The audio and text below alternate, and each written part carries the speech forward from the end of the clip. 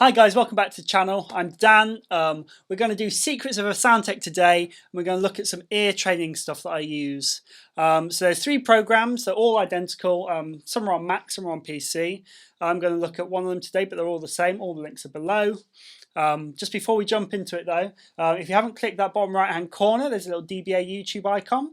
If you click that, that subscribes you to the channel, keeps you up to date with all the new content that's coming out, and yeah, allows you to know what's going to happen in the future from this channel.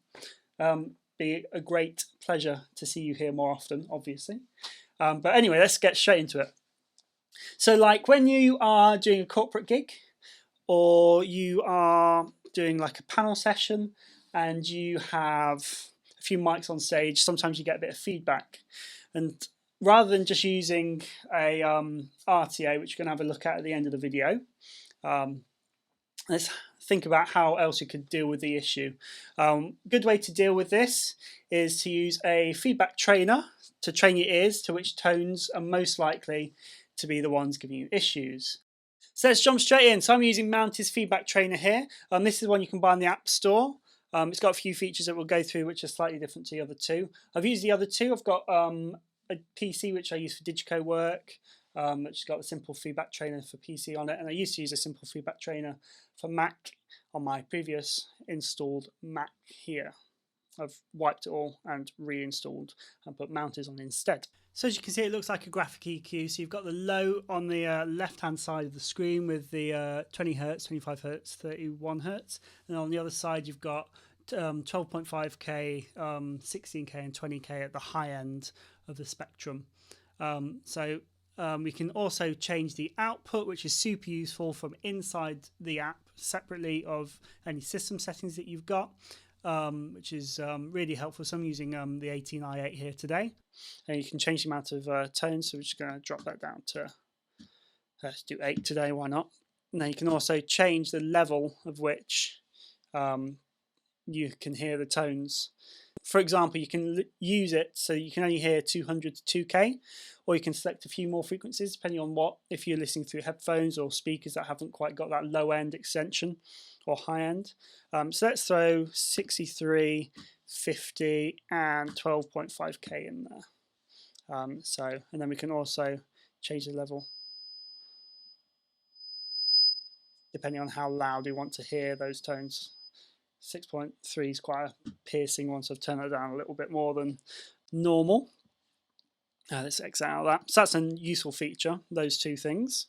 And then obviously you've got this. This tells you about how you've done recently. So it's kind of like a bit of a competition with yourself. I think that way anyway. So if we look at today's one, I did a group of 5 just before this video. Got every single one right, so all green, and then I got most of them right on the first go, and then a couple of them right on the second go.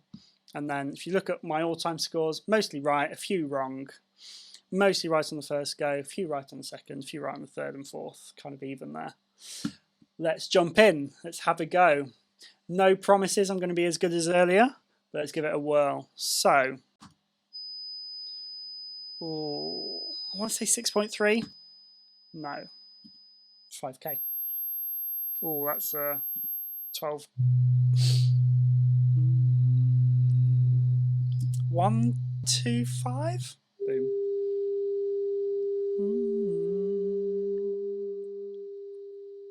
200.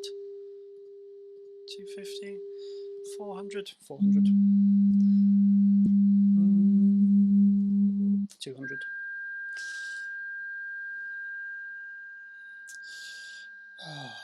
1.25, 1.6, 1.6, and 800? No, 630. 630, 315. Okay. So there you go. There was me doing it off the bat.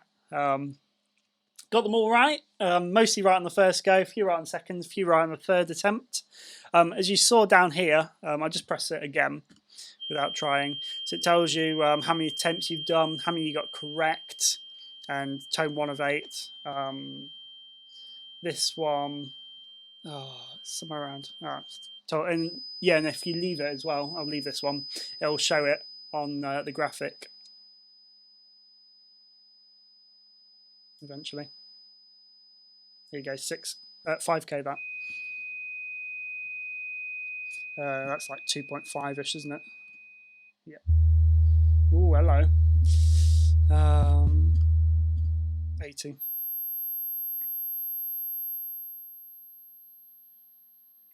12.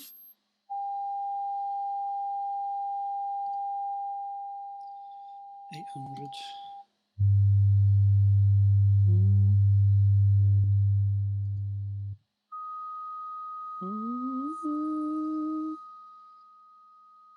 1.2.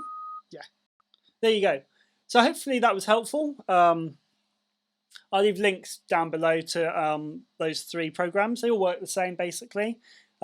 It's really good fun. You can obviously plug in headphones and do it on headphones, and you can see how low your headphones actually go. That's quite a useful little tool. See if they go as low as they say they go. Obviously turn the volume right down when you're using headphones because you don't want that piercing tones right in your ears. Cool. I'm just going to quickly look as well at a few audio apps I've got. So this is my audio folder. Not very much audio in there.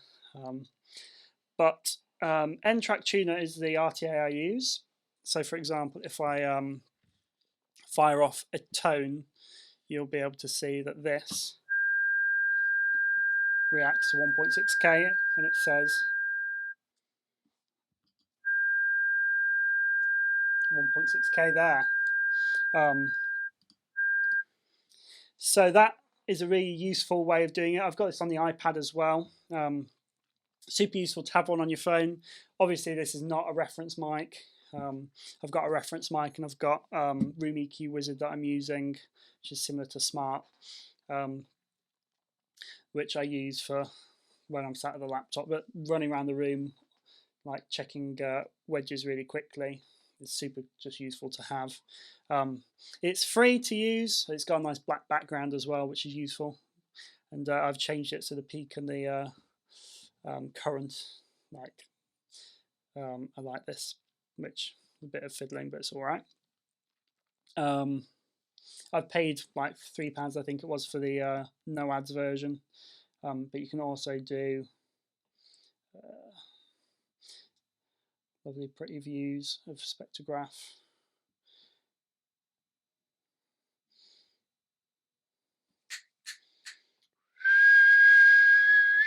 This is actually designed as a guitar tuner, but I mean, it works so well for what I do. If you've enjoyed this video, let me know what you want me to cover next. So this was a super quick one, just covering 3 programs identical. I'm using Mounties here, and hopefully this will train my ears back up for when quarantine's over, and I hope you do the same. I'll see you again in another video, guys. Don't forget to hit subscribe down in that bottom right hand corner. I'll see you again. Cheers. Bye.